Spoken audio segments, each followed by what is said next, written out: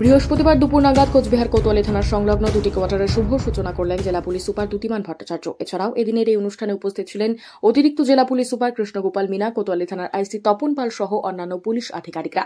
মূলত দীর্ঘদিন ধরে বেহাল অবস্থা হয়েছিল ওই দুটি কোয়ার্টারে। সেই কোয়ার্টারগুলোকে মেরামত করে নতুনভাবে ফুটিয়ে তোলার চেষ্টা করেছেন জেলা পুলিশের পক্ষ থেকে। এদিন জেলা পুলিশ সুপার জানান, কোতোয়ালি থানার কর্তব্যরত অফিসাররা প্রত্যেকদিন ডিউটি করার পর অবশেষে একটু বিশ্রামের জন্য ঘরে আসেন। তবে কোয়ার্টারের অবস্থা একটু খারাপ থাকার দরুন সেই কোয়ার্টারগুলোকে মেরামত করে নতুনভাবে সাজিয়ে তোলা হয়েছে, যাতে তাদের কোনো অসুবিধা না হয়।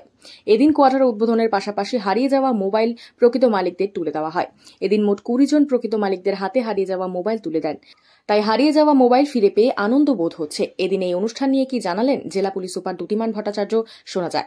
দুটো ব্যারাক রিনোভেট করে আমরা কোতোয়ালি থানার অফিসার এবং ফোর্সদের থাকার বন্দোবস্ত করলাম। এইটা আমরা বেশ কিছুদিন ধরেই সারাচ্ছিলাম, যাতে এখান থেকে আগে যেখানে জল পড়তো বা অন্যান্য যেটা সমস্যা ছিল রং টং করে তাদের থাকার বসবাসযোগ্য করা হলো।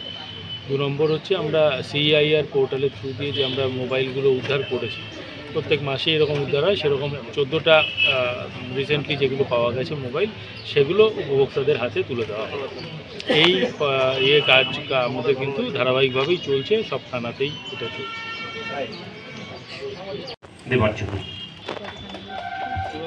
দ্যুতিমান ভট্টাচার্য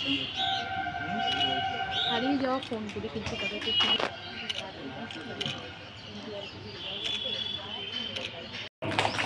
আমাদের রেসপেক্টেড ডিএসপি স্যার